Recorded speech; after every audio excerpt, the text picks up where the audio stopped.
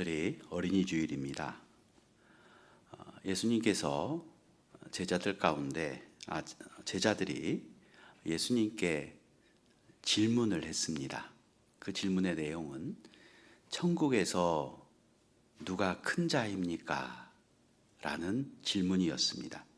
그때 예수님께서는 어린아이 하나를 제자들 가운데 세우십니다. 그리고 이렇게 말씀하십니다. 너희가 돌이켜 어린아이들과 같이 되지 아니하면 결단코 천국에 가지 못하리라 라고 그렇게 말씀합니다. 저는 이 말씀을 묵상하면서 여러 생각을 했습니다.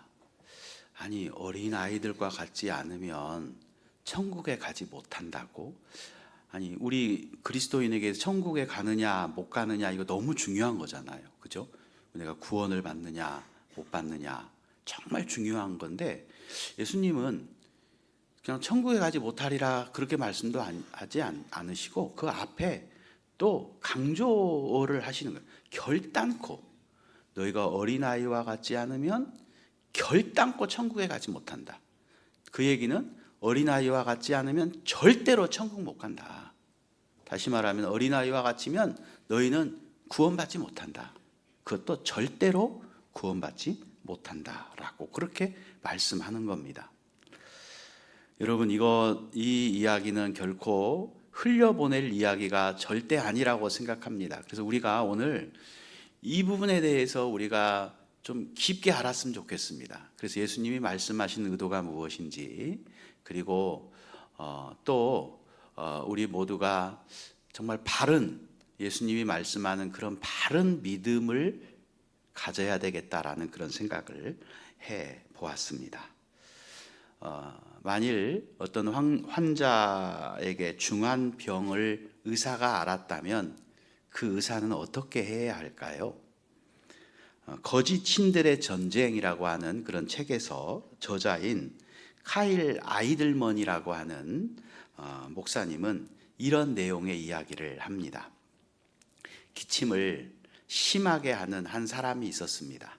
근데 기침이 너무 심해서 도저히 견딜 수가 없을 정도로 그렇게 기침이 심해서 결국은 병원을 가게 되었습니다. 의사가 그 환자의 상태를 보고 그리고 나서 정밀 검사를 합니다. 정밀 검사를 했더니 그것이 바로 그 환자가 폐암이었던 것입니다. 하지만 의사는 그 환자에게 폐암이라고 하는 이야기를 해주면 환자가 견딜 수 없을 것이다 라고 생각을 해서 그것을 알리지 않기로 자신이 결정을 합니다. 그리고 그 환자에게 아주 강력한 기침약을 처방해 주면서 이 약을 먹으면 곧 좋아질 겁니다 라고 하면서 돌려보냈습니다. 그 사람은 이 의사의 말에 안도의 한숨을 쉽니다. 그리고 이 강력한 기침약이 정말 그 약을 먹으면 기침을 이렇게 멈추게 하였던 것입니다.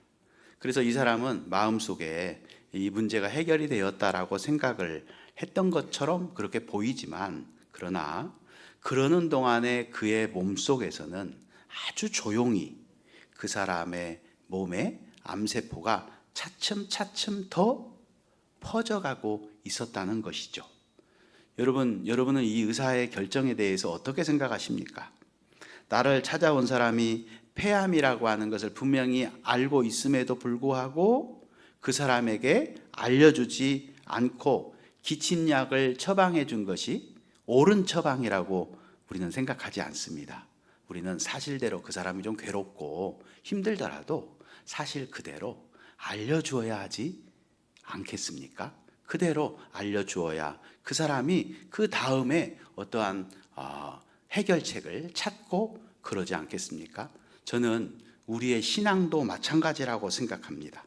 우리가 아무리 하나님의 말씀에 부담이 되는 메시지라 할지라도 우리는 그 하나님의 말씀을 그대로 전해 주어야 합니다.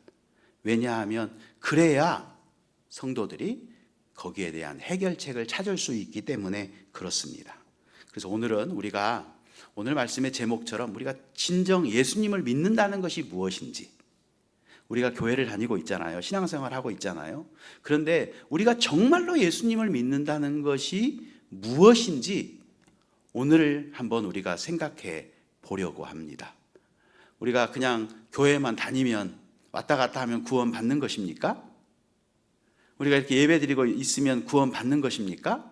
우리가 예수님을 생각하고 나 예수님 믿어, 그러면 구원 받는 것입니까? 우리가 진짜로 예수님을 믿는다는 것이 무엇인지 오늘 우리가 생각해 보려고 합니다. 그런데 오늘 말씀이 처음에는 좀 부담이 될 수 있다고 생각이 됩니다. 또 내 생각하고 좀 다른 거 아닌가라는 생각도 약간 들 수 있는데, 여러분 끝까지 집중해서 들어주시지 않으면 오늘 말씀을 잘 이해하지 못할 수도 있습니다. 그러나 끝까지 들어주시면 이해가 되고 분명히 정리가 될 거라고 생각이 됩니다. 자, 말씀으로 돌아가면 오늘 말씀에 보면 예수님께서 너희가 어린아이와 같이 되지 아니하면 결단코 천국에 들어가지 못한다 라고 분명하게 말씀하셨습니다. 그러면 어떤 부분에서 어린아이와 같이 되어야 하는가 라는 의문이 생길 수 있겠죠, 이 말씀에 보면. 그런데 예수님께서는 그 의문에 대해서 4절에서 우리에게 말씀해 주셨어요. 우리 4절 한번 읽어보도록 하겠습니다. 그러므로 누구든지 이 어린아이와 같이 자기를 낮추는 사람이 천국에서 큰 자니라. 자, 이 어린아이의 어떤 부분, 어린아이와 같이 되어야 되는데 어린아이의 어떤 부분과 같이 되어야 되느냐에 대해서 예수님은 4절에서 우리에게 잘 말씀했는데, 그 내용은 자기를 낮추는 사람이다, 자기를 낮춰야 한다라고 말하고 있습니다. 자기를 낮춘다라고 하는 이 말을 헬라어 사전에 가서 찾아보았더니 헬라어는 이런 의미입니다. 이 낮추다라고 하는 말은 내리 누르다, 아래로 이끌다, 또 굴욕을 주다라고 하는 뜻을 가지고 있는 말입니다. 그러니까 이 어린아이와 같이 자기를 낮춘다라고 하는 말의 의미는 크게 두 가지의 의미가 있습니다.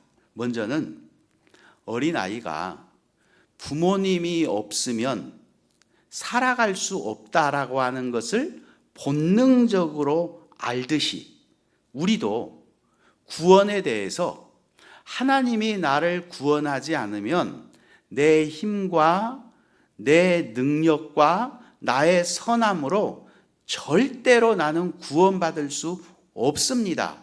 그래서 나는 구원에 대해서 나의 그 선함이라든지 나의 의지라든지 나의 이 모든 것을 완전히 잡아 누르고, 나로 인해서가 아니라 오직 하나님으로 인하여서 나는 구원에 이를 수 있다라고 하는 이 과정의 믿음이 없이는 우리는 천국에 갈 수 없다라고 하는 말입니다. 그리고 또 하나는 이 어린아이의 특징 가운데 어린아이는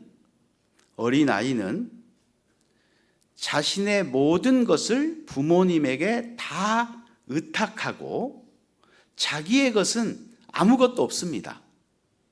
모든 것이 다 부모님의 것입니다. 그래서 만약에 어린아이에게 그런 거 있잖아요. 뭐 세뱃돈을 이렇게 주면 어떻게 해요? 그 어린아이가 엄마 주잖아요. 그죠? 자기 건 없어요. 다 엄마에게 모든 것을 다 의탁하는 것처럼 예수님을 우리가 단순히 구세주로만 믿는 것이 아니라 우리는 그 예수님을 절대적으로 의존하고 예수님이 나의 삶의 주인으로 믿고 인정하여야 한다라는 것입니다. 예수님이 나의 삶의 주인입니다. 그래서 성경에 보면 구원자라는, 예수님의 구원자라는 말보다 예수님이 나의 주인입니다라고 하는 주님이라고 하는 말이 훨씬 더 많이 나오는 것을 알 수 있습니다.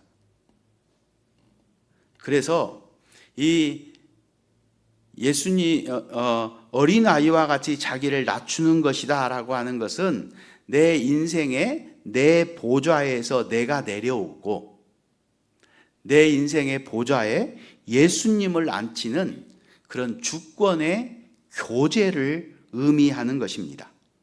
이런 것이 이루어지지 않는 채, 이런 진정한 그 정권의 교체가 이루어지지 않는 채 그냥 입술로만 믿는다고 하는 그러한 것은 오늘 주님이 말씀한 바와 같이 결단코 천국에 들어가지 못한다는 경고와 맞닿아 있다라는 것입니다. 우리의 진정한 믿음이라고 하는 것은 무엇입니까? 두 가지가 갖춰져야 되는데, 첫 번째는 예수 그리스도의 십자가를 믿는 거죠. 예수님께서 나의 죄를, 나는 도저히 구원받을 수 없는데 예수님이 나의 죄를 위해서 십자가에서 죽으셨음을 믿습니다 라고 하는 그 믿음을 가질 때 우리에게 나타나는 현상이 있는데, 그것은 뭐냐면 예수님이 나의 주인이 되는 것입니다. 그런데 현대교회는 예수님의 어떤 주인 되심의 어떤 주재권에 대해서는 별로 강조하지 않습니다. 구원자로서의 측면만을 더 많이 강조하고 있는 것을 볼 수 있는데, 이는 예수 믿으면 복받고 천국 간다라고 하는 메시지는 굉장히 매력적이고 또 받아들이기가 쉽습니다. 그런데 자기를 부인하고 주님께 온전히 복종해야 한다라고 하는 메시지는 우리에게 거부감을 줄 수 있고 부담이 되니 그 이야기는 가능하면 하지 않는 것이죠. 현대인들은 이 구원이라고 하는 것을 너무나 가볍게 여깁니다. 그래서 그 값싼 구원이라고 하는 말이 나오죠. 너무 가볍게. 여러분, 자, 제가 이런 예를 하나 이야기해 드리겠습니다. 여러분 한번 생각해 보세요. 실제 있었던 일들입니다.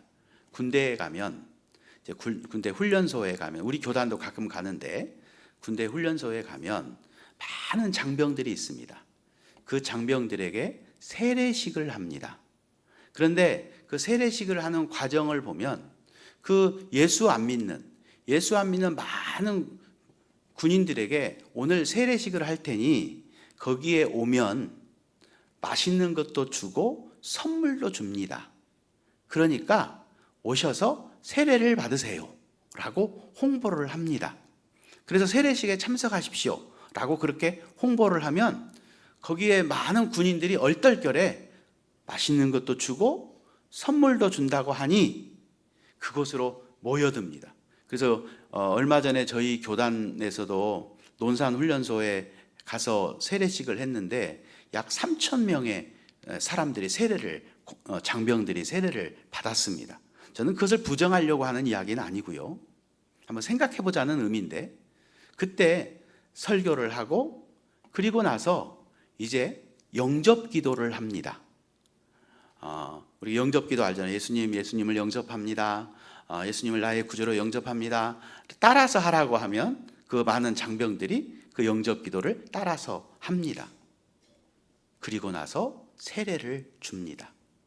여러분, 그렇게 해서 세례를 받은 사람들이 다 구원을 받았을까요? 여러분은 어떻게 생각하십니까? 성경은 이 구원이라고 하는 것을 그렇게 쉽게 말하지 않습니다. 예수님은 이런 말씀을 하셨습니다. 생명으로 인도하는 문은 좁고 그 길이 협착하여 찾는 이가 없다. 그러니까 우리를 생명으로 인도하는 문은 구원의 문이지 않습니까? 구원의 문이 예수님은 굉장히 좁고 협착하다는 것입니다. 많은 사람들은 넓은 문으로 다니지만 이 구원의 문은 좁고 협착해서 그 길을 가는 이가 적다. 그렇게 우리 주님은 말씀하셨습니다. 그리고 또 주님은 누가복음 9장 23절에서 이렇게 말씀합니다. 아무든지 나를 따라오려거든 자기를 부인하고 자기 십자가를 지고 나를 따르라. 예수님을 따르는 것과 예수님을 믿는 것은 같은 의미입니다. 예수님을 믿는다라고 하면 자기를 부인해야 된다. 자기를 부인한다는 건 자기를 죽인다는 거죠. 자기 생각과 자기 야망과 자기의 욕심과 자기의 즐거움과 이런 모든 것들을 다 죽이고 주님을 따라야지만이 그것이 진정으로 주님을 따르는 것이다.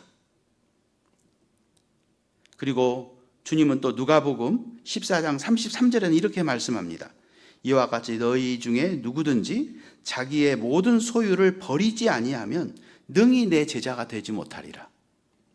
그래서 제자라고 하는 것은 예수님의 12제자를 말하는 게 아니라 예수님을 믿는 사람들을 말하는 겁니다.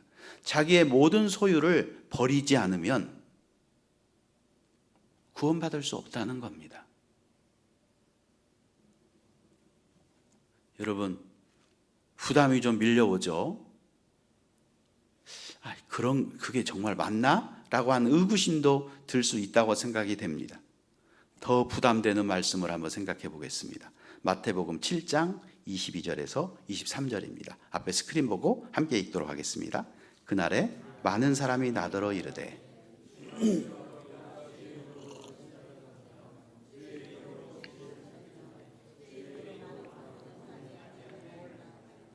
그때 내가 그들에게 밝히 말하되 내가 너희를 도무지 알지 못하니 불법을 행하는 자들아 내게서 떠나가라 하리라.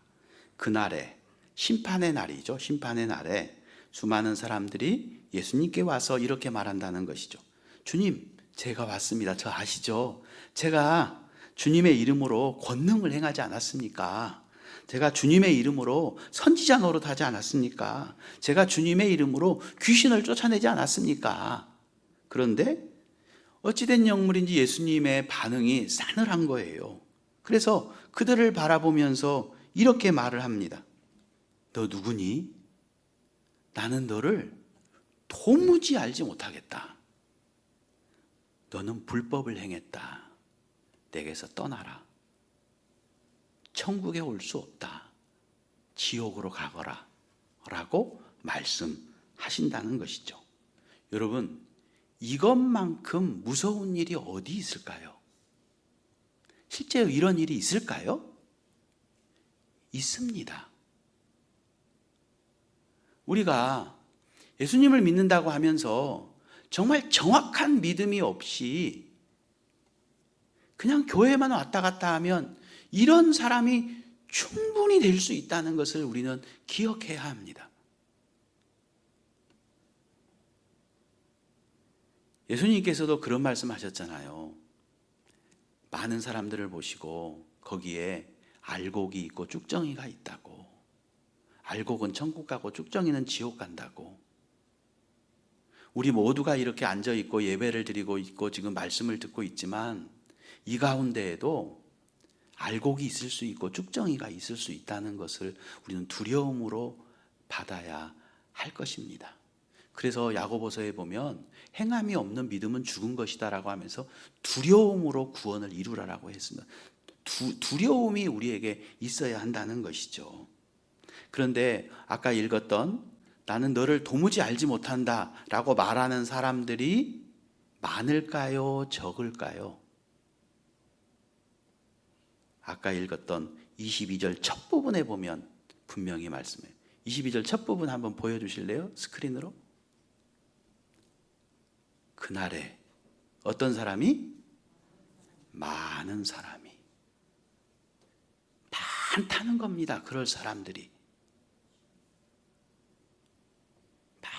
많은 사람이 그렇다는 것입니다. 이와 같은 내용의 말씀은 성경에 정말 많이 있습니다. 그렇다면 우리는 여기서 한 가지 질문이 주어집니다. 왜 그럴까? 아까 제가 얘기했던 것들 왜? 질문을 이렇게 한번 정리를 해보겠습니다. 왜 생명의 길은 좁고 협착하여서 찾는 이가 적을까? 왜 주님을 따르려면 자기를 부인하고 십자가를 지고 주님을 따라야 하는 것인가? 왜 심판의 날에 주님이 도무지 알지 못한다고 할 사람이 그렇게 많이 있는가? 라고 하는 그 왜에 대한 정답이 뭘까요? 그 정답은 하나입니다. 그것은 뭐냐면 그 정답은 예수님은 우리의 전부를 요구하시기 때문이라는 겁니다. 우리의 전부를. 다음 질문들을, 그 질문에 대한 정답을 다시 한번 적용을 해볼까요? 왜 생명의 길은 좁고 찾는 이가 협착하여 찾는 이가 적을까요? 정답은 예수님은 우리의 전부를 원하기 때문입니다. 왜 주님을 따르려면 자기를 부인하고 십자가를 목숨까지 내려놓아야 할까요? 주님은 우리에게 전부를 요구하시기 때문입니다. 왜 심판의 날에 주님이 모른다고 할 사람들이 그렇게 많을까요? 그것은 주님이 우리의 전부를 요구하시기 때문입니다. 주님이 우리의 전부를 요구하신다라고 하는 말이 어떤 의미일까요? 그것은 우리의 주권을, 우리의 소유권을, 나의 경영권을, 나의 결정권을 전부 주님 앞에 양도해 드려야 한다라는 이야기입니다. 내가 내 인생의 주인이 아니라 주님이 내 인생의 주인이 되어야 한다는 것입니다. 주님께 그거 모든 것을 다 떼어드려야 한다는 것이죠. 아까 얘기한 것처럼 어린아이의 결정권, 소유권, 모든 것이 다 부모에게 있지 않습니까? 자기는 아무것도 없어요. 아무것도 없어요. 다 부모에게 있습니다. 자기는 낮아지고 아무것도 없는 그런 상태를 말하는 겁니다. 그런데 교회를 10년, 30년, 50년을 다니면서도 단 한 번도 내 삶의 소유권을 주님 앞에 양도한 적이 없어요. 그러니 주인이 바뀐 적이 없습니다. 여전히 내 인생의 주인은 나인 것이에요. 여러분, 진리는 결코 복잡하지 않습니다. 우리가 예수님을 믿으면 구원을 받습니다. 구원은 오직 믿음으로 받습니다. 그런데 그가 진정으로 예수님을 믿었는지 안 믿었는지, 그것은 그에게 예수님이 그 인생의 주인이 되었는지 안 되었는지로 증명이 된다는 것이에요.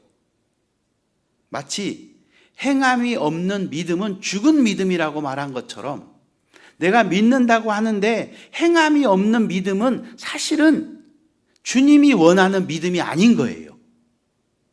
그렇기 때문에 나는 너를 도무지 알지 못한다고, 그렇기 때문에 불법을 행했다고 주님은 그렇게 말씀하시는 겁니다. 믿음은 무엇으로 증명이 되느냐? 행함으로 증명이 되는 겁니다. 그리고 그 믿음은 무엇으로 증명이 되느냐? 주님이 나의 주인 되심으로 그 믿음은 증명이 되는 것입니다. 아마 그렇게 한다면 이 자리에 계신 분들 가운데 이런 많은 분들이 불안감에 휩싸여 있을 수도 있을 거라고 생각합니다. 전부를 다 내놓아야 된다고?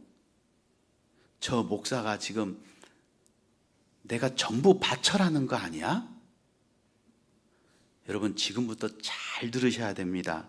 지금부터 다 잘 들지 않으면 이 모든 것을 어떤 물질적인 것으로만 생각해서 저 목사가 지금 헌금을 강요하나? 전 재산을 바치라고 하나? 그렇게 오해하실 수 있습니다. 잘 들으셔야 합니다. 여러분, 하나님은 절대로 여러분의 재산을 탐내는 분이 아닙니다. 이단의 교주들은 여러분들의 재산을 탐내겠지만 하나님은 절대로 여러분의 재산을 탐내지 않습니다. 저도 여러분의 재산 탐내지 않습니다. 예수님께서 전부를 요구하신다라고 하는 것은 전부를 바치는 행위가 있어야 한다라는 것을 말하는 것이 아닙니다. 만약에 전부를 바쳐야 한다라는 그 행위로 이해를 한다면 우리의 구원은 행위 구원이 되는 것입니다. 그게 아닙니다. 성경에는 그런 말이 어디에도 없습니다. 오직 우리의 구원은 믿음으로 받습니다. 그러면 우리는 이런 질문을 할 수 있겠죠. 나의 모든 것을 전부 드리면 어떻게 그것이 복음이야? 슬픈 일이지 라고 생각할 수 있겠지만 왜 그런지 제가 여러분이 쉽게 알아듣도록 설명해 드리겠습니다. 여러분 다음 상황을 한번 상상해 보시기 바랍니다. 지금 여러분 모두는 비행기 조종석에 앉아 있습니다. 그런데 문제는 나는 그 비행기를 조종할 수 있는 능력도 실력도 경험도 없습니다. 그런 내가 비행기 조종석에 앉아 있으니 그 비행기가 어떻게 될까요? 그 비행기는 추락하고 말 겁니다. 그 비행기가 추락하면 여러분은 죽고 말 겁니다. 반드시 죽게 될 것입니다. 급속도로 추락함에 따라서 죽음의 공포심이 우리에게 들 것입니다. 그때 나의 삶에 있을 수 있는 가장 좋은 일, 가장 기쁜 일, 가장 복된 일이 무엇일까요? 돈 버는 것일까요? 높은 지위에 오르는 것일까요? 그렇지 않습니다. 그때 우리에게 가장 복된 일은 뭐냐면 이 비행기를 제대로 조정할 줄 아는 파일럿이 와서 내 대신 비행기를 조정해 주는 것입니다. 나는 그 조종석에서 일어나고 그것을 조종할 줄 아는 파일럿이 와서 그 비행기를 조정관을 잡고 조정을 하게 되면 그 비행기가 다시 추락하다가 비상하게 되겠죠. 그러면 우리는 그때서야 안도의 한숨을 쉬고 마음속에 그 모든 불안이 사라지고 평강이 물밀듯이 밀려 들어오게 될 것입니다. 이것이 바로 성경이 우리에게 가르쳐주는 복음의 메시지입니다. 그런데 인생의 조종석에, 우리의 인생의 조종석에 지금 누가 앉아 있습니까? 내가 앉았습니다. 그래서 내가 조정하고 있습니다. 그래서 나의 조정의 결과는 결국은 분명히 내 인생은 추락하게 될 것이고 죽게 될 것입니다. 그런데 우리에게 있어서 가장 기쁜 소식, 가장 좋은 소식이 뭐냐면 그렇게 추락하는 나에게 예수님이 오셔서 예수님이 내 인생의 조정석에 앉아 주시는 것입니다. 그래서 예수님이 내 인생을 운영하시면 추락하던 내 인생이 다시 비상하게 되고 그러는 가운데 참된 평강을, 참된 기쁨을, 참된 행복을, 참된 생명을, 참된 구원을 누리면서 우리는 이 땅을 살아가게 되는 것입니다. 그러기에 예수님의 주인 되심은 우리에게 부담이 되는 메시지가 아니라 우리의 일생에 가장 복된 그런 소식이 바로 그 소식이라는 겁니다. 그렇기 때문에 우리는 어떻게 해야 돼요? 그 예수님에게 양도해 드려야 되는 거예요. 자, 이 시점에서 여러분에게 가장 기본적인 질문을 드리겠습니다. 지금 내가 조종석에 앉아 있음으로 인해서 내 인생이 지금 급속하게 추락을 하고 있습니다. 이때 파일럿 되시는 예수님께서 달려오셨습니다. 그때 우리는 어떻게 해야 될까요? 그 질문이 너무 어려울 수 있을 것 같아서 제가 객관식으로 질문을 드리겠습니다. 그것도 그림으로 질문을 드리겠습니다. 제가 이런 내용을 가지고 챗GPT에 그림을 그려달라고 했더니 챗GPT가 그림을 너무 훌륭하게 그려주었습니다. 자, 그림을 보고 한번 여러분 1번에서 4번 중에 우리는 어떻게 해야 옳은 것인지 한번 맞춰보시기 바랍니다. 1번 그림을 한번 보여주시기를.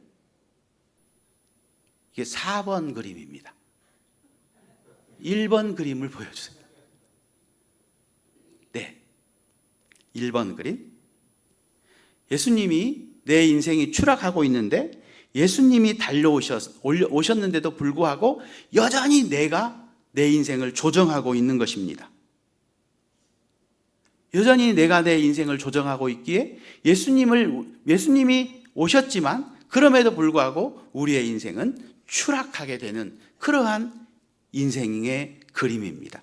2번 그림을 보여주세요. 드디어 예수님이 조정석에 앉기는 앉으셨습니다. 그런데 문제는 내가 그 조정석에서 일어나지 않고 나도 함께 앉아 있는 것입니다. 그래서 자리는 하나인데 두 사람이 앉아 있으니 서로 주도권 쟁탈전을 벌이고 있는 겁니다. 주님은 주님의 뜻대로 하려고 하지만 나는 내가 원하는 대로 살아가려고 그렇게 지금 아등바등 하고 있는 그림이 2번 그림입니다. 3번 그림을 보여주십시오. 네, 드디어 내가 일어났습니다. 예수님이 조종석에 앉으셨습니다. 그런데 평소에는 가만히 있다가도 결정적인 순간에는 내 뜻대로 하겠다고, 내가 원하는 대로 하겠다고 그렇게 고집을 부르며 내가 조종관을 붙잡으려고 하는 겁니다. 우리도 그럴 때 있지 않습니까? 결정적인 순간에는 내 욕심대로 내가 뭔가를 하려고 그렇게 하는 때가 있습니다.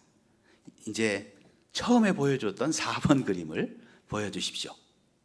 네, 예수님은 조종석에 앉아 있고 나는 조수석에 앉아 있습니다. 예수님에게 모든 것을 다 맡깁니다. 그리고 예수님이 인도하는 대로 나는 따라가기만 하면 됩니다. 그때 그 비행기는 안전하게 평화롭게 비행을 할 수 있을 것입니다. 자, 여러분 4번 그림까지 보셨습니다.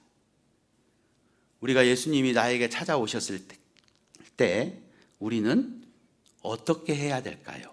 자, 정답은 몇 번 그림이죠? 몇 번 그림이요? 예, 맞습니다. 4번 그림입니다. 우리는 예수님을 나의 구주로 믿으면 이제 우리는 그만 내 고집대로 내 뜻대로 하시지 않고 전부를 예수님께 드려야 합니다. 예수님이 알아서 내 인생을 인도하도록 나는 그 예수님의 뜻에 순종하며 살아가는 이 사람이 진짜 예수 믿는 사람인 겁니다. 사랑하는 성도 여러분, 오늘 우리는 예수님을 믿는다는 것이 무엇인지에 대해서 말씀을 나누었습니다. 말로만 예수님을 믿는다고, 지식으로 예수님을 믿는다고 하는 것이 아니라 행함이 없는 믿음은 믿음이 아닌 겁니다. 예수님을 나의 주인이라고 믿는다고, 예수님이 나의 주님이시다고 고백하고, 그렇지만 여전히 아까 그림에서 1번, 2번, 3번처럼 그렇게 예수님을 믿고 있다면 그것은 예수님을 믿는 것이 아닙니다. 전적으로 모든 것을 예수님 앞에 이양해야 합니다. 그래서 예수님을 온전히 섬기는 겁니다. 여러분, 우리가 예수님을 믿는다는 것은 먼저는 예수님의 십자가를 믿는다는 것입니다. 내 죄를 위해서 십자가에서 죽으신 그 예수님의 피로 내 죄가 용서함을 받았다라는 것을 믿는 겁니다. 그리고 두 번째는 그 십자가로 하나님은 나를 그 핏값으로 사셨습니다. 하나님이 그 핏값으로 사셨기 때문에 나는 하나님이 그 핏값을 지불하고 나를 사셨기에 나는 이제 하나님의 것인 겁니다. 여러분, 이 사실을 믿으십니까? 그 믿음이 약한 것 같아요. 다시 한번 묻겠습니다. 여러분, 이 사실을 믿으십니까? 네. 여러분은 하나님의 것입니다. 예수님의 핏값으로 사셨습니다. 하나님의 것이기에 하나님의 뜻대로, 하나님의 마음대로 하는 것이고, 나의 소유권이 이제 나에게 있지 않고 하나님께 있는 것입니다. 십자가가 바로 그러한 역할을 우리에게 했다는 것이죠. 그래서 예수님은 구원자로 믿는 것과 주인으로 믿는 것이 십자가에서 하나가 되게 하셨습니다. 여러분, 이제 우리 모두가 바른 믿음을 가지고 이 땅을 살아갈 수 있기를 바랍니다. 예수님의 십자가를 온전히 믿으시고, 그래서 예수님의 십자가에서 내 죄가 용서되었다는 사실과 함께, 그리고 예수님을 나의 주인으로 믿고 어떤 일을 결정할 때 내가 무엇을 원하는가가 아니라 예수님이 무엇을 원하는가를 먼저 묻는 겁니다. 그리고 소유권을 인정하는 것입니다.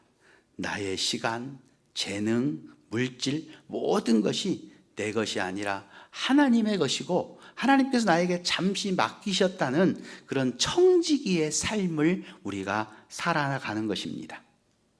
그러므로 오늘 어린이 주일에 어린아이처럼 예수님을 내 인생의 주인으로 삼고 살아감으로 우리가 진정한 그런 믿음을 가지고 이 땅을 살아가다가 천국 가는 우리 모두가 다 될 수 있기를 예수님의 이름으로 축원합니다.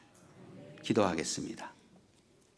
사랑과 은혜가 풍성하신 하나님 아버지, 오늘 말씀을 통하여 어린아이와 같이 자기를 낮추는 자가 천국에서 큰 자라는 말씀을 듣게 하시니 감사를 드립니다.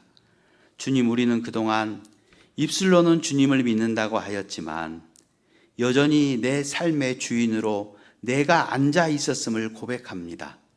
내 생각과 고집을 내려놓지 못하고 주님의 뜻보다 내 뜻을 앞세웠던 우리의 모습을 이 시간 겸손히 회개합니다.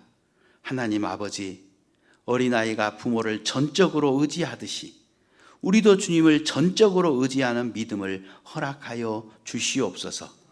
우리의 삶의 보좌에서 내려와 예수님을 참된 주인으로 모시게 하시고 우리의 모든 소유권과 결정권을 기쁨으로 주님께 맡겨드리게 하여 주시옵소서. 특별히 어린이 주일을 맞아 모든 어린이들에게 은혜와 복을 주셔서 이들이 하나님의 자녀로 곧게 자라게 하여 주옵소서. 예수 그리스도의 이름으로 기도드리옵나이다. 아멘.